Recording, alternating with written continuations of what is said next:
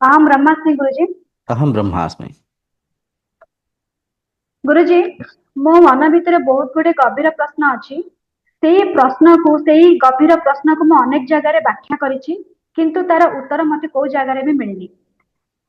आशा करुछि यही प्रश्न आपणक माध्यम रे मते उत्तर दब। आउ मोर भली किछि किछि व्यक्ति भी अछंती एही गभीर प्रश्नर उत्तर पाई परिबे और ताको स्पष्ट भाबे भी बुझी परिबे। मोर प्रथम क्वेश्चन रहुछि गुरुजी, मु गीता रे सुनिछि, गीता भी पढ़िछि, आत्मा एक आत्मारु पंचभूत निर्माण होछि, आत्मा रे पंचभूत परिचालन होछि। किछि जहा किछि देखुछन्ते सब ही आत्मा। जदि आत्मा एक ताहले पुणी गीता रे को जगार भी लिखा जाइछि, आमे आत्मा को आखि द्वारा देखि परिबानी, कान द्वारा सुनी परिबानी, मन द्वारा मनन करि परिबानी, किंबा चिंतन भी करि परिबानी। जदि आत्मा एक सर्वम खलिदम ब्रह्म, सब किछि जदि ब्रह्म, ताहले आमे केमिति ताको आखिरे देखि परिबानी, कानरे सुनी परिबानी, मन द्वारा मनन चिंतन करि परिबानी, अनुभव भी करि परिबानी, छुई भी परिबानी। आपको माने स्पष्ट भाव रे गुरुजी बुझांतु, ता द्वारा कि मु बुझी परिबे, समाज भी बुझी परिबे प्रकृत रे गीता कोन व्याख्या करिसंती। आपण स्पष्ट भाव रे एटा बुझांतु गुरुजी। बहुत सुंदर प्रश्न, बहुत गभीर प्रश्न। देखंतु भगवद गीता, उपनिषद, ब्रह्मसूत्र ये सब है तत्वशास्त्र। तत्व बुझिले त्रुटे भ्रांति भवसागर तरी जाती। तत्व को सामान्य भाषारे सामान्य भावरे आमे यथा बुझी थाउ, शब्दर अर्थ को यथा बुझी थाउ, से परिका मानि थाउ, किंतु से कथार गभीरता को आमे परखि पारि न थाउ। देखंतु बहुत सुंदर भाव अपन पचारे किछि जगार लिखाई आत्मा एक, आत्मार पंचभूत निर्माण होइछि, आत्मारे पंचभूत परिचालन होइछि, सब किछि आत्मा है। आउ किछि जगार लिखाई आत्मा को आखि माध्यम देखी हेबनी, कान माध्यम शुणी हेबनी, मन माध्यम मनन चिंतन करि हेबनी। आत्मा इंद्रिय मनर ऊर्ध्वरे अछंती।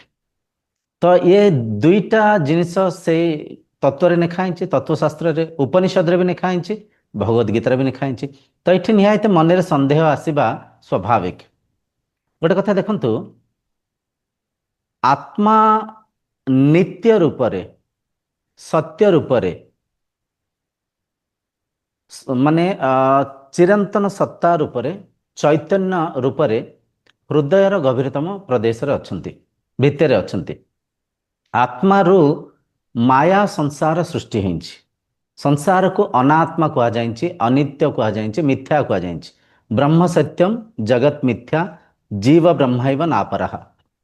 ब्रह्म सत्य माने ब्रह्मंकर जो असली तत्व अछि, तांकर जो असली सत्ता अछि, से तत्व रे नित्य भाव रे अछंती, किंतु माया रे ये संसार को निर्माण करसंती, मिथ्या रे संसार को निर्माण करसंती।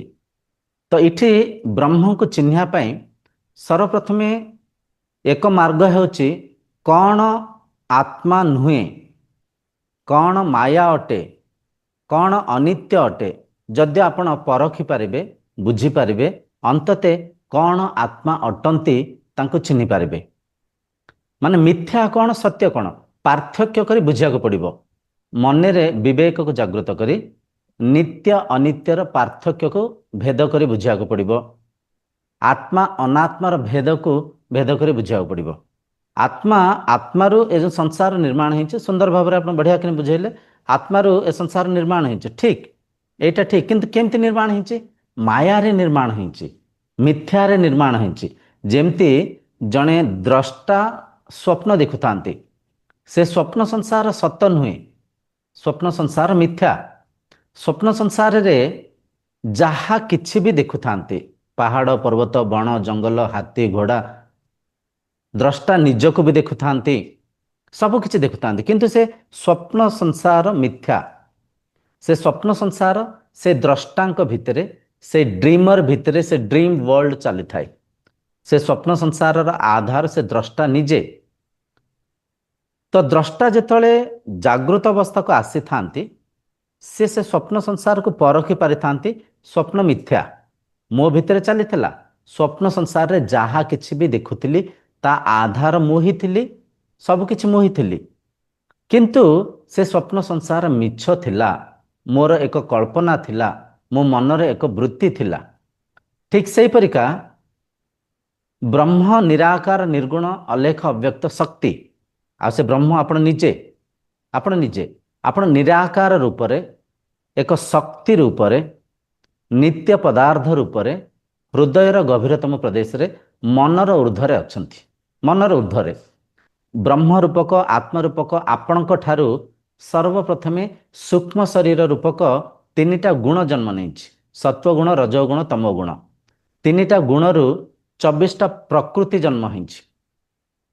24ଟା ପ୍ରକୃତିରୁ ଏ ମାୟା ସଂସାର ନିର୍ମାଣ ହେଇଛି। ମାୟା ସଂସାର ସେଇ ସ୍ୱପ୍ନ ସଂସାର ପରିକା ହିଁ। ଏ ମାୟା ସଂସାରର ଆଧାର ଆପଣ ନିଜେ। ତ ଯେପର୍ଯ୍ୟନ୍ତ ଆପଣ ନିଜକୁ ଚିହ୍ନି ନାହାନ୍ତି ଏ ମାୟା ସଂସାରକୁ ବୁଝିପାରିବେନି। ଯେ ପର୍ଯ୍ୟନ୍ତ ଆପଣ ଆତ୍ମା ଅନାତ୍ମାର ପାର୍ଥକ୍ୟ କରି ଆତ୍ମତତ୍ଵକୁ ଚିହ୍ନି ନାହାନ୍ତି, ଯେ ପର୍ଯ୍ୟନ୍ତ ସତ୍ୟ ମିଥ୍ୟାର ପାର୍ଥକ୍ୟ କରି ସତ୍ୟକୁ ଚିହ୍ନି ନାହାନ୍ତି, ସେ ପର୍ଯ୍ୟନ୍ତ ଏ ମାୟା ସଂସାରକୁ ଆପଣ ସତ୍ୟ ମାନି ନେବେ। ଯେମିତି ସ୍ୱପ୍ନ ଦେଖୁଥିବା କିନ୍ତୁ ସମୟରେ ଜଣେ ଗୁରୁଜୀ, ମୋର କ୍ୱେଶ୍ଚିନ୍ ଏଇଠି ଗୋଟେ ରହିଲା, ଆମେ ସତ୍ୟ ଅସତ୍ୟକୁ କେମିତି ଜାଣିବା? ଆମେ ତ ଆଖି ଦ୍ୱାରା ଯାହା କିଛି ଦେଖୁଛନ୍ତି ଆମକୁ ସବୁ କିଛି ଦେଖାଯାଉଛି, ତାହେଲେ ସତ୍ୟ ଆମକୁ ଯାହା କିଛି ଦେଖାଯାଉଛି ତାହା ହିଁ ସତ୍ୟ, ଯାହାକୁ ନ ଦେଖାଯାଉଛି ଆମେ ତାକୁ ମିଥ୍ୟା ଭାବିବୁ। ଆମେ ତ ଆମକୁ ତ ଦେଖାଯାଉନି ଯୋଉ ଜିନିଷ, ଆମେ କେମିତି ତାକୁ ସତ୍ୟ ବୋଲି ମାନିବୁ? ସୁନ୍ଦର ସୁନ୍ଦର ସେ କଥା ଆମେ ବୁଝିବା ପାଇଁ ଚେଷ୍ଟା କରୁଛେ। ଦେଖନ୍ତୁ, ମତେ କିଛି ପ୍ରଶ୍ନର ଉତ୍ତର ଦିଅନ୍ତୁ। ଆପଣଙ୍କ ଭିତରେ ମନ ଅଛି? ଆଜ୍ଞା, ଅଛି। ମନକୁ ଦେଖେଇ ପାରିବେ? ନାହିଁ। ମନକୁ ଦେଖେଇ ପାରିବେନି, କିନ୍ତୁ ଆପଣ ବିଶ୍ୱାସ କରୁଛନ୍ତି ମନ ଅଛି, ମନ ନାହିଁ କହିପାରିବେନି। ଆଜ୍ଞା ଆଚ୍ଛା, ଆଜ୍ଞା ଆପଣ ଖାଦ୍ୟ ଖାଉଥିବା ସମୟରେ ରୁଚିକୁ ଦେଖେଇ ପାରିବେ କି? ରୁଚି, ମିଠା ଏମିତି, ନାହିଁ ଖଟା ଏମିତି ଦେଖେଇ ପାରିବେ? ଦେଖେଇ ନାହିଁ ପାରିବେ। ଆଚ୍ଛା, ଏ ଯୋଉ ଓଡ଼ିଆ ନାହିଁ ଭାଷା ବାକ୍ୟ ଆମେ ଉଚ୍ଚାରଣ କରୁଛେ, ଏ ଭାଷାକୁ ଦେଖେଇ ପାରିବେ? ନାହିଁ ସମ୍ଭବ? ଗୁରୁଜୀ। ଅସମ୍ଭବ। କାହିଁକି ନା, କିନ୍ତୁ ଆପଣ କହିପାରିବେନି ଶବ୍ଦ ନାହିଁ, ଗନ୍ଧ ନାହିଁ, ରସ ରୂପ ନାହିଁ। ବୁଝିପାରୁଛନ୍ତି? ଆପଣ କହିପାରିବେନି। ଇନ୍ଦ୍ରିୟଙ୍କ ଅନୁଭବ ଅଛି, ମନର ଚିନ୍ତନ ମନନ ଅଛି, କିନ୍ତୁ ସେ ସୂକ୍ଷ୍ମ ଭାବରେ ଅଛି, ସ୍ଥୂଳ ଭାବରେ ନାହିଁ, ସୂକ୍ଷ୍ମ ଭାବରେ ଅଛି। ଆଜ୍ଞା ତାଙ୍କୁ କେମିତି ଆମେ ଚିହ୍ନୁଛେ? ମନନ ମାଧ୍ୟମରେ, ଚିନ୍ତନ ମାଧ୍ୟମରେ, ଅନୁଭବ ମାଧ୍ୟମରେ। ଭାଷାକୁ, ଶବ୍ଦକୁ କର୍ଣ୍ଣେନ୍ଦ୍ରିୟ ମାଧ୍ୟମରେ ଅନୁଭବ କରି ଆମେ ଚିହ୍ନୁଛେ, ଭାଷାକୁ ବୁଝୁଛେ, ଭାଷାକୁ ବ୍ୟାଖ୍ୟା କରୁଛେ, ଭାଷାର ଭାବକୁ ଗ୍ରହଣ କରୁଛେ, ଆଜ୍ଞା ତା ଉତ୍ତରକୁ ଆମେ ବ୍ୟାଖ୍ୟା କରୁଛେ। ରୁଚିକୁ ଜିହ୍ନେନ୍ଦ୍ରିୟ ମାଧ୍ୟମରେ ଅନୁଭବ ଦ୍ୱାରା ଆମେ ପରଖୁଛେ, ଆମେ କହୁଛେ ଖଟା ନାଗିଲା, ପିତା ଆଜ୍ଞା ନାଗିଲା, ମିଠା ନାଗିଲା। ମାନେ ଅନୁଭବ ମାଧ୍ୟମରେ ଏସବୁ ଅନ୍ତର୍ମୁଖୀ ହେଇକିରି ସେ ଅନ୍ତର୍ନିହିତ ସୂକ୍ଷ୍ମ ପଦାର୍ଥକୁ ଆମେ ପରଖୁଛେ। ତାଠାରୁ ସୂକ୍ଷ୍ମ ହେଲା ଆଜ୍ଞା ମନ। ମନ ମନ ସୂକ୍ଷ୍ମାତି ସୂକ୍ଷ୍ମ, ମନ ସୂକ୍ଷ୍ମ ଶରୀର। ମନରେ ଆମେ ସବୁ ଜିନିଷକୁ ମନନ କରୁଛେ, ଚିନ୍ତନ କରୁଛେ, ପରଖୁଛେ। ଇନ୍ଦ୍ରିୟଙ୍କ ଅନୁଭବକୁ ଇନ୍ଦ୍ରିୟଙ୍କ ମାଧ୍ୟମରେ ଯାହା ବି ଦେଖୁଛେ, ଶୁଣୁଛେ, ଶୁଙ୍ଗୁଛେ, ଚାଖୁଛେ, ସ୍ପର୍ଶ କରୁଛେ, ଚାଲୁଛେ, ବୁଲୁଛେ, ଯାହାବି ଇନ୍ଦ୍ରିୟଙ୍କ ଅନୁଭବ ଅଛି ତା ଆଧାର ହେଲା ମନ। ମନ ମାଧ୍ୟମରେ ଚିନ୍ତନ ମନନ କରୁଛେ, ମନ ମାଧ୍ୟମରେ ପରଖୁଛେ। କିନ୍ତୁ ମନ ଦେଖାଯାଉଛି କି? ମନ ଦେଖାଯାଉନି। ମନ ନାହିଁ ନ ଦେଖାଯିବା ସତ୍ତ୍ୱେ ଆମେ ଏ କଥା ବି କହିପାରିବାନି ମନ ନାହିଁ। ମନ ଅଛି, ମନ ଅଛି, କିନ୍ତୁ ଅନ୍ତଃଚକ୍ଷୁରେ ଅନୁଭବ ମାଧ୍ୟମରେ ଆମେ ମନକୁ ପରଖୁଛେ। ତ ମନ ରୂପକ ସୂକ୍ଷ୍ମ ଆଜ୍ଞା ଶରୀରକୁ ଯଦି ଆମେ ଚର୍ମଚକ୍ଷୁରେ ଦେଖିପାରୁନେ, ଆତ୍ମା ହେଲେ ମନ ଠାରୁ ବି ସୂକ୍ଷ୍ମ, ମନ ଠାରୁ ବି ସୂକ୍ଷ୍ମ, ମନ ଠାରୁ ବି, ମନର ଊର୍ଦ୍ଧ୍ୱରେ ଆତ୍ମା ଅଛନ୍ତି, ଆହୁରି ସୂକ୍ଷ୍ମ, ଆହୁରି ଜଟିଳ ପଦାର୍ଥ। ତେଣୁକରି ଆତ୍ମାକୁ ଚିହ୍ନିବା ପାଇଁ ହେଲେ ସର୍ବପ୍ରଥମେ ଆପଣଙ୍କୁ ବିବେକ ହେଇକିରି ତତ୍ଵ ଗୁରୁଙ୍କ ପାଖରେ ଆପଣଙ୍କୁ ଦୀକ୍ଷା ନେଇକିରି ଶିକ୍ଷା ନେବାକୁ ପଡ଼ିବ। ଯେମିତି ଭୌତିକ ବିଦ୍ୟାକୁ ଆମେ ଶିଖିବା ପାଇଁ କମ୍ପ୍ୟୁଟର ଶିଖୁଛେ, ମ୍ୟାଥ, ସାଇନ୍ସ, ଇଂଲିଶ ଶିଖୁଛେ, ଜଣେ ଗୁରୁଙ୍କର ସାହାରା ନେଉଛେ, ତାଙ୍କ ମାଧ୍ୟମରେ ଆମେ ଆଜ୍ଞା ଭୌତିକ ବିଦ୍ୟାକୁ ଅଧ୍ୟୟନ କରୁଛେ।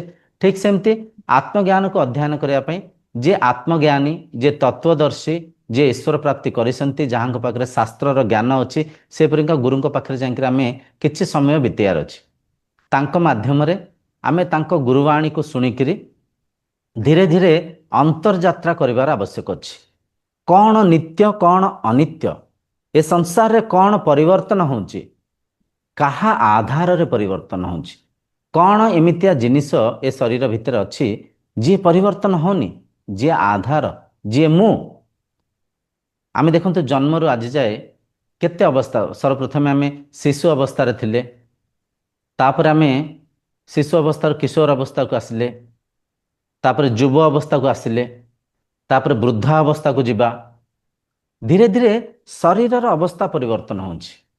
मन को जदि देखिबा, मनर चिंता चिंतन, मनर वृत्ति, मनर इच्छा ये भी परिवर्तन होउची। भौतिक संसार मध्य परिवर्तन होउची। ये सबु परिवर्तन हवा सत्ते मु परिवर्तन होउची कि मु केमती परिवर्तन होउची? मु से शिशु रूपक शरीर को मु भाबिथेली, से अवस्था को मु मानिथेली, ब्रह्म ज्ञानर अभावरु से किशोर अवस्था को मु मानिथेली, मु भाबिथेली, से युव अवस्था को मु मानिथेली। एबे ए जो अवस्था रे मु अच्छी, ए जो शरीर को मु मानिची, किंतु मु परिवर्तन होनी। मो बिना संसार अच्छी कि कोठी अच्छी, किमती अच्छी? संसार बिना मु अच्छी। बहुत गभीर कथा परखंतु, संसार बिना मु अच्छी, किंतु मो बिना संसार कोठी अच्छी, केमिति अच्छी? मो बिना संसार नहीं। इठी प्रश्न उठे, संसार बिनु मु केमती अच्छी? भाभी नियंतु जेतला आपण गाढ़ निद्रा अवस्था को जाउछंती, सुसुप्ति अवस्था को, संसार मिटी जाउची, मन मौन ही जाउची, इंद्रिय अंतर्मुखी ही जाउछंती, किंबा जेतला आपण ध्यानस्थ ही जाउछंती, ध्यानस्थ अवस्था को पळांती, समाधि घटित हुए। से समय रे देखंतु आपण निज संगे निजे समाहित होकर अछंती, आपण अछंती, किंतु ए माया संसार नाही।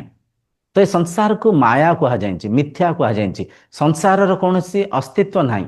संसार, शरीर, इंद्रिय, तांको अनुभव, मन, मनर चिंतन, जहाँ भी दृष्टिगोचर को आसुची, जहाँ भी चिंतन मनन करि पारुचे, ये सब अनित्य, ये सब अनात्मा, ये सब असत्य।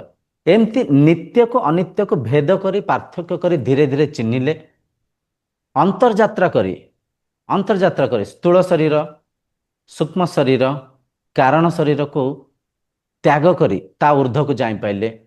धीरे धीरे स्वाध्याय करी अन्नमय कोशारु प्राणमय कोशा, प्राणमय कोशारु मनोमय कोशा, मनोमय कोशारु विज्ञानमय कोशा, विज्ञानमय कोशारु आनंदमय कोशा, आनंदमय कोशारु निज तत्व संगे समाहित हो पारे।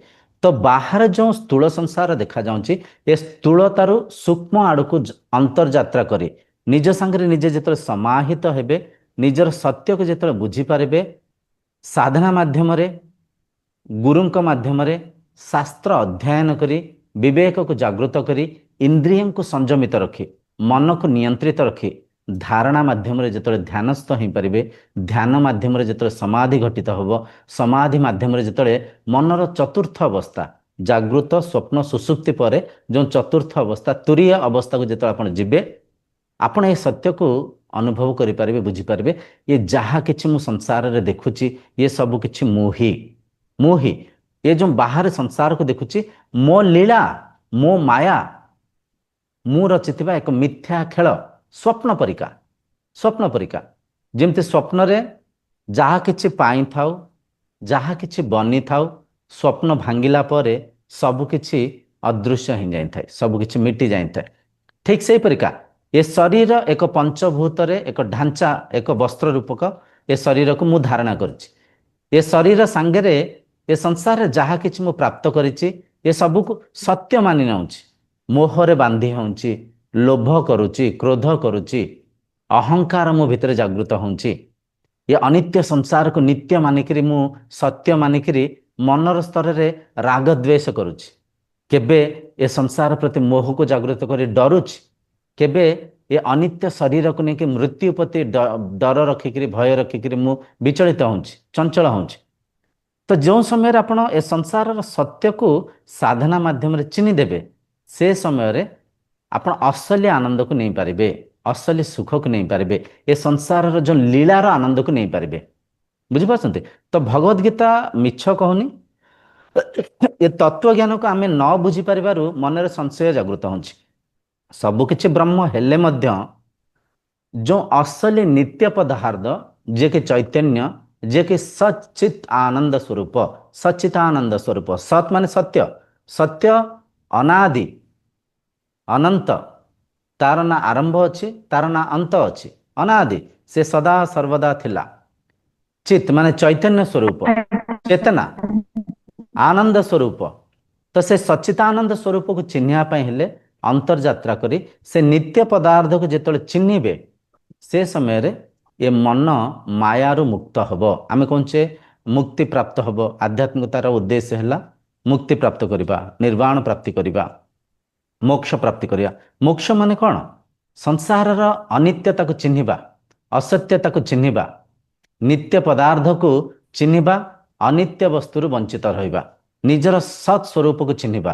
ଯେମିତି ସ୍ୱପ୍ନ ଭାଙ୍ଗିଲା ପରେ ଆମେ ଜାଗୃତ ଅବସ୍ଥାକୁ ଆସିକିରି ସ୍ୱପ୍ନ ସଂସାରକୁ ପରଖିଥାଉ, ସ୍ୱପ୍ନରେ ହରେଇଥିବା ପାଇଥିବା ବସ୍ତୁ ପ୍ରତି ଆମ ମନରେ କୌଣସି ବ୍ୟାକୁଳତା ନଥାଏ, ଚଞ୍ଚଳତା ଅସ୍ଥିରତା ନଥାଏ। ଠିକ୍ ସେହିପରିକା ଯେତେବେଳେ ଆପଣ ସାଧନା ମାର୍ଗକୁ ଆଚରଣ କରି ନିଜର ନିତ୍ୟ ପଦାର୍ଥକୁ ଆତ୍ମା ତତ୍ତ୍ୱକୁ ଚିହ୍ନିଯିବେ, ସେ ସମୟରେ ଏ ଯେଉଁ ସଂସାର ପ୍ରତି ଆପଣଙ୍କ ମନରେ ଯେଉଁ ମୋହ ଅଛି, ଲୋଭ ଅଛି, ଅହଙ୍କାର ଅଛି, ମିଥ୍ୟା ସଂସାରକୁ ଯେଉଁ ସତ୍ୟ ମାନିକିରି ମନରେ ରାଗ ଦ୍ୱେଷ କରୁଥିଲେ, ସେ ମନ ଶାନ୍ତ ହେଇଯିବ, ମନ ତୃପ୍ତ ହେଇଯିବ, ମନ ଏ ସଂସାରକୁ ଯଥା ଦେଖିପାରିବ। ଯଥା, ଆଉ ଏ ମାୟା ସଂସାର ଆପଣଙ୍କୁ ଦୁଃଖିତ କରିବନି, ପୀଡ଼ାରେ ପୀଡ଼ିତ କରିବନି। ଲୋଭରୁ, ମୋହରୁ, ଶୋକରୁ, କ୍ରୋଧରୁ ଊର୍ଦ୍ଧ୍ୱକୁ ପଳେଇବେ, ଆନନ୍ଦ ପ୍ରାପ୍ତି କରିବେ। ତେଣୁକରି ଆମେ ନ ବୁଝିପାରିବାରୁ ଆମେ ଦେଖନ୍ତୁ ଆଖି ମାଧ୍ୟମରେ ଦେଖୁଛନ୍ତି, କାହାକୁ ଦେଖୁଛନ୍ତି? ପଞ୍ଚଭୂତକୁ ଦେଖୁଛନ୍ତି, ପ୍ରପଞ୍ଚକୁ ଦେଖୁଛନ୍ତି। ନିତ୍ୟମ କେବଲମ ବ୍ରହ୍ମ, ଆଜ୍ଞା ପଞ୍ଚଭୂତମ ଅନିତ୍ୟମ। ବ୍ରହ୍ମଙ୍କ ଛଡ଼ା ସବୁକିଛି ଅନିତ୍ୟ, ସବୁକିଛି ଅସତ୍ୟ। ଆଉ ସେ ବ୍ରହ୍ମ ଆପଣ ନିଜେ ବୁଝିପାରୁଛନ୍ତି। ଆମେ କିଛି ଜିନିଷ ଆଖି ମାଧ୍ୟମରେ ଦେଖୁଛେ, ଆଜ୍ଞା କାନ ମାଧ୍ୟମରେ ଶୁଣୁଛେ, ଇନ୍ଦ୍ରିୟ ମାଧ୍ୟମରେ ପରଖୁଛେ। ଆଉ କିଛି ଜିନିଷ ଅଛି ଇନ୍ଦ୍ରିୟଙ୍କ ଊର୍ଦ୍ଧ୍ୱକୁ ପଳେଇଲେ ମନ ମାଧ୍ୟମରେ ଆମେ ଦେଖୁଛେ, ମନ ମାଧ୍ୟମରେ ଶ୍ରବଣାନୁଭୂତି କି ମନରେ ଦେଖୁଛେ, ଜିହ୍ୱର ଯେଉଁ ରୁଚିକୁ ମନରେ ଚାଖୁଛେ, ଆଖିର ଦୃଶ୍ୟକୁ ମନରେ ପରଖୁଛେ। ବୁଝିପାରୁଛନ୍ତି, ଇନ୍ଦ୍ରିୟଙ୍କ ଅନୁଭବକୁ ମନରେ ପରଖୁଛେ। ଆଚ୍ଛା, ମନରେ କିଏ ଆଜ୍ଞା ପରଖୁଛି? ମୁଁ ପରଖୁଛି। ମନର ସାକ୍ଷୀ ଭାବରେ, ମନର ଦ୍ରଷ୍ଟା ଭାବରେ, ମନର ସ୍ରଷ୍ଟା ଭାବରେ, ମନର ଊର୍ଦ୍ଧ୍ୱରେ ଥାଇକିରି ମନକୁ ଏକ ବସ୍ତୁ ପରିକା ବିନିଯୋଗ କରୁଛି, ଇନ୍ଦ୍ରିୟଙ୍କୁ ଏକ ବସ୍ତୁ ପରିକା ବିନିଯୋଗ କରୁଛି, ଏ ଶରୀରକୁ ଏକ ବସ୍ତ୍ର ପରିକା ବିନିଯୋଗ କରୁଛି। ଶରୀର, ଇନ୍ଦ୍ରିୟ, ମନ, ବୁଦ୍ଧିର ଊର୍ଦ୍ଧ୍ୱରେ ମୁଁ ଅଛି, ମୁଁ ଅଛି। କିନ୍ତୁ ମୁଁ ନିଜକୁ ଚିହ୍ନି ପାରୁନି, ନିଜକୁ ଦେଖିପାରୁନି। କାହିଁକି ଦେଖିପାରୁନି? ନିଜକୁ ମୁଁ ନିଜଠାରୁ ଅଲଗା କେମିତି ଦେଖିବି? ଅସମ୍ଭବ। ଆତ୍ମାକୁ ମାନେ ଆତ୍ମାକୁ ଆତ୍ମାଠାରୁ ଅଲଗା ଦେଖି ହୁଏନି, ଅସମ୍ଭବ। ଦ୍ରଷ୍ଟାକୁ ଦୃଶ୍ୟ ଭାବରେ ଦେଖିବା ଅସମ୍ଭବ, ସ୍ରଷ୍ଟାକୁ ସୃଷ୍ଟି ଭାବରେ ଦେଖିବା ଅସମ୍ଭବ। ମୋତେ ମୁଁ ଅଲଗା କେମିତି ଦେଖିବି? ମୋତେ ମୁଁ ଚିହ୍ନିବି, ମୋତେ ମୁଁ ମୋ ସାଙ୍ଗରେ ସମାହିତ ହେଇକରି ଚିହ୍ନିବି। ଅନ୍ତର୍ଚକ୍ଷୁରେ ଅନୁଭବ ମାଧ୍ୟମରେ ମୋ ସାଙ୍ଗରେ ମୁଁ ସମାହିତ ହେଇକରି ଯେତେବେଳେ ନିଜକୁ ଚିହ୍ନିବି, ଏ ମାୟା ସଂସାରକୁ ପରଖି ପାରିବି। ମାୟା ସଂସାର ସାଙ୍ଗରେ ଆଉ ଯେଉଁ ମୋହ ରୂପକ ବନ୍ଧନ ଥିଲା, ସେ ବନ୍ଧନରୁ ମୁଁ ମୁକ୍ତି ହେବି। ମାୟାର ଲୀଳାକୁ ନେବି, ମାୟାର ଆନନ୍ଦକୁ ନେବି। ଏ କଥାକୁ ବୁଝିପାରିବି। ଯାହା କିଛି ଦେଖୁଛି, ଯାହା କିଛି ପାଇଛି, ଯାହା କିଛି ବି ଏଠି ଦୃଶ୍ୟମାନ ହେଉଛି, ସବୁ କିଛି ମୁଁ ହିଁ, ସବୁର ଆଧାର ମୁଁ ହିଁ। ମୋ ବିନା କିଞ୍ଚିତ ବି କିଛି ବି ଅଲଗା ନାହିଁ। ମୁଁ ନିତ୍ୟ, ମୁଁ ସତ୍ୟ, ମୁଁ ଚୈତନ୍ୟ। ବୁଝିପାରୁଛନ୍ତି। ଯେତିକ ଶରୀର ଦେଖୁଛି, ଗଛ, ବୃକ୍ଷ, ପାହାଡ଼, ପର୍ବତ, ଯାହା କିଛି ଦେଖୁଛି, ସବୁ କିଛି ମୁଁ ହିଁ, ସବୁ କିଛି ମୁଁ। ମୋ ଛଡ଼ା କିଞ୍ଚିତ କିଛି ବି ନାହିଁ। ବୁଝିପାରୁଛନ୍ତି। ଗୁରୁଜୀ, ଏଇଟା ଆଜ୍ଞା ଆଜ୍ଞା ଗୁରୁଜୀ। ଗୁରୁଜୀ, ମୋର ଆଉ ଗୋଟେ କ୍ୱେଶ୍ଚନ ଥିଲା।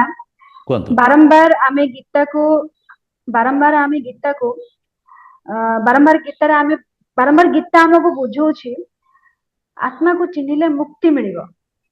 ଯଦି ସବୁ କିଛି ଆତ୍ମା, ତାହେଲେ ମୁକ୍ତି କାହାକୁ ମିଳିବ? ମୁକ୍ତି କିଏ ଦବ? ସୁନ୍ଦର ସୁନ୍ଦର ସୁନ୍ଦର, ବଢିଆ ପ୍ରଶ୍ନ। ସବୁ କିଛି ଯଦି ଆତ୍ମା, ମୁକ୍ତି କିଏ ଦେବ, କାହାକୁ ଦେବ? ଦେଖନ୍ତୁ, ଆତ୍ମା ମାୟା ସଂସାରକୁ ରଚନା କରିଛନ୍ତି। ମନର ସ୍ତରରେ ସେ ନିଜକୁ ହଜେଇ ଦେଇଛନ୍ତି। ସିଏ କହିପାରିବେ ଆପଣ ନିଜେ, ଆପଣ ନିଜେ, ଆପଣ ଏ ଭୌତିକ ସଂସାରକୁ ରଚନା କରିଛନ୍ତି। ଏ ସଂସାରର ମାୟାରେ ହଜି ମଜିକିରି ଅଛନ୍ତି। ଏ ମାୟାକୁ ଏ ଅନିତ୍ୟକୁ ନିତ୍ୟ ମାନି ନେଇଛନ୍ତି। ମୋହରେ, ଲୋଭରେ, କ୍ରୋଧରେ, ଅହଙ୍କାରରେ, ଅଜାଣତରେ ମନର ସ୍ତରରେ ଦୁଃଖୀ ହେଉଛନ୍ତି, ଅଶାନ୍ତିଗ୍ରସ୍ତ ହେଉଛନ୍ତି। ତ ଯେମିତି ଟିକେ ପୂର୍ବରୁ ଆମେ ବୁଝିବା ପାଇଁ ଚେଷ୍ଟା କରୁଥିଲେ, ସ୍ଥୂଳରୁ ସୂକ୍ଷ୍ମ ଆଡ଼କୁ ଯାଇକରି, ଅନିତ୍ୟରୁ ନିତ୍ୟ ଆଡ଼କୁ ଯାଇକରି, ଧାରଣା ମାଧ୍ୟମରେ ଧ୍ୟାନସ୍ଥ ସମାଧିସ୍ଥ ହେଇକରି ଯେତେବେଳେ ଆପଣ ନିଜେ ନିଜକୁ ଚିହ୍ନିଯିବେ, ଚିହ୍ନିଲା ପରେ ମନ ମୁକ୍ତ ହେବ। ମନ ମାୟାରେ ବାନ୍ଧି ହେଇକରି ଅଛି। ଯେମିତି ସ୍ୱପ୍ନ ଦେଖୁଥିବା ସମୟରେ, ସ୍ୱପ୍ନ ଦେଖୁଥିବା ସମୟରେ ଦ୍ରଷ୍ଟା ସ୍ୱପ୍ନକୁ ସତ୍ୟ ମାନିଥାନ୍ତି। ସେ ସ୍ୱପ୍ନରେ ଯାହା କିଛି ହଉଥାଏ ସେ ଘଟଣାକୁ ସତ୍ୟ ମାନିଥାନ୍ତି। ଭାବି ନିଅନ୍ତୁ ସ୍ୱପ୍ନରେ ଗୋଟେ କୁକୁର କାମୁଡ଼ିବା ପାଇଁ ଗୋଡ଼ଉଛି, ଆପଣ ଦୌଡ଼ୁଛନ୍ତି। ସ୍ୱପ୍ନରେ ନିଜକୁ ବି ଦେଖୁଛନ୍ତି, କୁକୁରକୁ ଦେଖୁଛନ୍ତି। କୁକୁର କାମୁଡ଼ିବା ପାଇଁ ଦୌଡ଼ୁଛି, ଆପଣ ଡରିକିରି ଦୌଡ଼ୁଛନ୍ତି। ସ୍ୱପ୍ନ ଦେଖିକିରି ମନର ସ୍ତରରେ ଚଞ୍ଚଳ ଅସ୍ଥିର ହେଉଛନ୍ତି, ଦୁଃଖିତ ହେଉଛନ୍ତି। କିଛି ଲୋକ ସ୍ୱପ୍ନ ଦେଖିକିରି ବିଳି ବିଳଉଥାନ୍ତି, ଡରୁଥାନ୍ତି, ଚିଲ୍ଲାଉଥାନ୍ତି, କାନ୍ଦୁଥାନ୍ତି, ହସୁଥାନ୍ତି। ମାନେ ସ୍ୱପ୍ନ ସଂସାରକୁ ସତ୍ୟ ମାନିକିରି ସେ ହସୁଥାନ୍ତି। କିନ୍ତୁ ଯେତେବେଳେ ସ୍ୱପ୍ନ ଭାଙ୍ଗିଯାଏ, ସ୍ୱପ୍ନରୁ ମୁକ୍ତି ପାଆନ୍ତି। ସ୍ୱପ୍ନରୁ ମୁକ୍ତି କିଏ ଦେଲା? ନିଜେ ଦେଲେ। କାହାକୁ ଦେଲେ? ନିଜକୁ ଦେଲେ। ଯେଉଁ ଅବିଦ୍ୟାରୁ, ଅଜ୍ଞାନରୁ ଜ୍ଞାନ ପ୍ରାପ୍ତି କରି ମିଥ୍ୟା ସ୍ୱପ୍ନକୁ ଚିହ୍ନି ପାରିକିରି ସେ ଡରରୁ ଭୟରୁ ମୁକ୍ତ ହେଲେ। ଇଏ ବୁଝିପାରିଲେ, ଓହୋ ହୋ, କୁକୁର କିଛି ଗୋଡ଼ଉ ନଥିଲା, ମୁଁ ସ୍ୱପ୍ନ ମିଛରେ ଦେଖିଥିଲି। ସ୍ୱପ୍ନରେ ସେ କୁକୁର ବି ମୁଁ ଥିଲି, ଯାହାକୁ ମୁଁ ଦେଖୁଥିଲି ଏକ ସୂକ୍ଷ୍ମର ସୂକ୍ଷ୍ମ ଶରୀର, ସିଏ ବି ମୁଁ ଥିଲି। ସ୍ୱପ୍ନରେ ସବୁକିଛି ମୁଁ ଥିଲି। ସେ ଗୋଟେ କଳ୍ପନା, ସେ ଗୋଟେ ବିଚାର ମନରେ ଚାଲିଥିଲା। ତ ଦେଖନ୍ତୁ, ନିଜକୁ ନିଜେ ମୁକ୍ତି ଦେଲେ, ଅଜ୍ଞାନରୁ ଜ୍ଞାନକୁ ପ୍ରାପ୍ତ କରି ମୁକ୍ତ ହେଲେ, ଅବିଦ୍ୟାରୁ ସା ବିଦ୍ୟାକୁ ପ୍ରାପ୍ତ କରିକି ମୁକ୍ତ ହେଲେ, ଅନ୍ଧକାରରୁ ଆଲୋକକୁ ଆସିକରି ମୁକ୍ତ ହେଲେ। ଠିକ୍ ସେଇପରିକା ସେଇ ସ୍ୱପ୍ନ ସଂସାର ଯେଉଁ ପରିକା, ଏ ଜାଗୃତ ସଂସାର ମଧ୍ୟ ସ୍ୱପ୍ନ ତୁଲ୍ୟ ସଂସାର ହେଇ ଯାହା କିଛି ଦେଖୁଛନ୍ତି, ଏ ସବୁର ଆଧାର ଆପଣଙ୍କ ମାଧ୍ୟମରେ, ଆପଣଙ୍କ ଭିତରେ ଏ ସଂସାର ପରିଚାଳନା ହେଉଛି। କିନ୍ତୁ ସେଠି ଯେମିତି ସ୍ୱପ୍ନ ସଂସାରରେ ଦ୍ରଷ୍ଟା ନିଜକୁ ମଧ୍ୟ ଦେଖୁଥିଲେ, ନିଜକୁ କୁକୁର ଗୋଡ଼ଉଛି, ନିଜେ ଦୌଡ଼ୁଛନ୍ତି। ଏଠି ସେମିତି ଆମେ ନିଜକୁ ଶରୀର ମାନି ନେଇଛେ, ଦେହ ମାନି ନେଇଛେ। କିନ୍ତୁ ଏ ଦେହ ମୁଁ ନୁହେଁ, ଦେହ ମଧ୍ୟ ଏ ମାୟାର, ଏ ମିଥ୍ୟାର ଏକ ରଚନା। ଏ ଦେହ ମଧ୍ୟ ମନର ଏକ କଳ୍ପନା। ଏ ଦେହ ମଧ୍ୟ ସଂସ୍କାରର ଏକ ବିଚାର ମାଧ୍ୟମ। ମାନେ ଏ ଯେଉଁ ସଂସାରକୁ ଆମେ ଯେଉଁ ମାୟା କହୁଛେ, ମିଥ୍ୟା କହୁଛେ, ଏ ଦେହ ବି ମିଥ୍ୟା, ଏ ଦେହ ବି ମାୟା, ମନ ବି ମିଥ୍ୟା, ମନ ବି ମାୟା। ସଂସାରରେ ଯାହା କିଛି ଦେଖୁଛେ ସବୁକିଛି ସେ ସ୍ୱପ୍ନ ପରିକା, ସବୁ ମିଥ୍ୟା। ସବୁ ଗୋଟେ ମଞ୍ଜିଟେ ମାଟିର ସମ୍ପର୍କରେ ଆସିକରି ଗଜା ହେଉଛି, ବୃକ୍ଷ ହେଉଛି, ଫୁଲ ଫୁଟୁଛି, ଫଳ ଫଳୁଛି। ଗୋଟାଏ ମଞ୍ଜିରୁ ଅନେକ ମଞ୍ଜି ନିର୍ମାଣ ହେଉଛି, ଗଛ ମରିଯାଉଛି, ସେ ମାଟି ଭିତରେ ଆଉଥରେ ମିଶି ଯାଉଛି। ବୁଝିପାରୁଛନ୍ତି? ଅନେକ ଅନେକ ରୂପ ରଙ୍ଗ ଏ ସଂସାର ନଉଛି, ଆଉଥରେ ସେ ରୂପ ରଙ୍ଗ ସଂସାର ଭିତରେ ସମାହିତ ହେଇଯାଉଛି। ତ ଏ ସମ୍ପୂର୍ଣ୍ଣ ସଂସାରର ଯିଏ ଆଧାର, ସିଏ ଆପଣ ନିଜେ, ସିଏ ହେଲେ ସେ ଆତ୍ମା, ସିଏ ହେଲେ ସେ ବ୍ରହ୍ମ।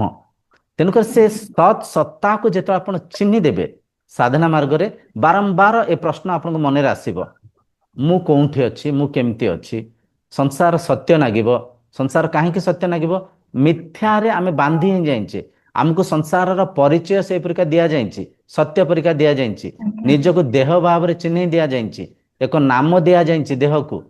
ଏ ସଂସାରରେ ଯାହା କିଛି ଦେଖୁଛେ, ଅନିତ୍ୟ ସଂସାରକୁ ନିତ୍ୟ ପରିକା ଆମକୁ ପରିଚୟ ଦିଆଯାଇଛି, ବୁଝେଇ ଦିଆଯାଇଛି। ସେ ସ୍ତରରେ ଆମେ ବାନ୍ଧିଛନ୍ଦି ହେଇଯାଇଛେ। ତ ବାରମ୍ବାର ଯେତେବେଳେ ଆମେ ଶ୍ରବଣ ମନନ ନିରିଧ୍ୟାସନ କରି ଏ ସଂସାରକୁ ପରଖିବା, ଏ ସଂସାରର ପ୍ରତ୍ୟେକ ରଙ୍ଗ ରୂପକୁ, ଇନ୍ଦ୍ରିୟଙ୍କ ଅନୁଭବକୁ, ମନନ ଚିନ୍ତନକୁ, ମନର ବୃତ୍ତିକୁ, ମନରେ ଚାଲିଥିବା ଯେଉଁ ଯାହା ବି ବିଚାରକୁ କିଏ ଦେଖୁଛି? କିଏ ଦେଖୁଛି? ଉତ୍ତର ପାଇବେ, ମୁଁ ଦେଖୁଛି। ଯଦି ମୁଁ ଦେଖୁଛି, ମୁଁ କେଉଁଠି ଅଛି? ମୁଁ ଭିତରେ ଅଛି। କାହା ଭିତରେ? ଏ ଖୋଳ ଭିତରେ, ଏ ଶରୀର ରୂପକ ଖୋଳପା ଭିତରେ, ଏ ଶରୀର ରୂପକ ବସ୍ତ୍ର ଭିତରେ ଅଛି। ବୁଝିପାରୁଛନ୍ତି? ଶରୀର ପରିବର୍ତ୍ତନ ହେଉଛି ପ୍ରତି ମୁହୂର୍ତ୍ତରେ। ଶରୀରର ଅନେକ କୋଶିକା ମରୁଛନ୍ତି, ଅନେକ ନୂଆ କୋଶିକା ସେଲ୍ସ ନିର୍ମାଣ ହେଉଛନ୍ତି।